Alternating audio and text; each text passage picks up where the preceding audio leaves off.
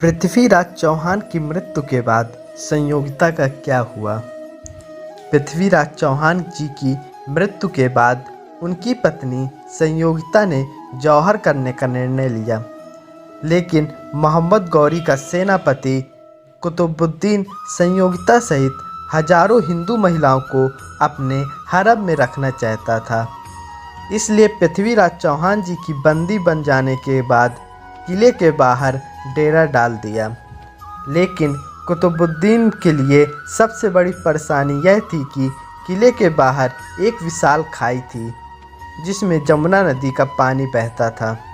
साथ ही इस किले की दीवार को लांघना और तोड़ना शत्रु के लिए असंभव था।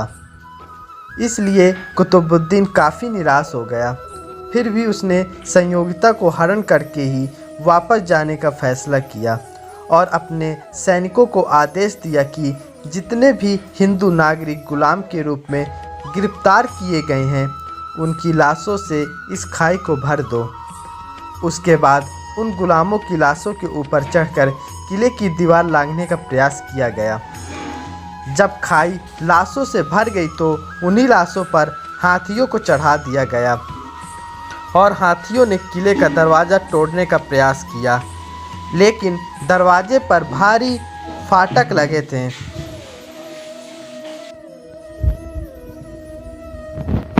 लगे थे।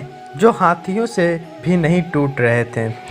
हर तरफ से निराशा लगने के बाद अंत में किले के सामने जयचंद के पुत्र धीरचंद को खड़ा कर दिया गया। धीरचंद के शरीर में हाथियों ने टक्कर मारी तो वह दुर्ग से चिपक गया और किले का फाटक भी टूट गया।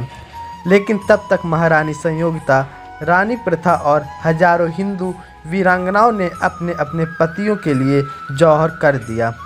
कुतुबुद्दीन जब किले के अंदर पहुंचा तो उसे चिताओं की राख मिली।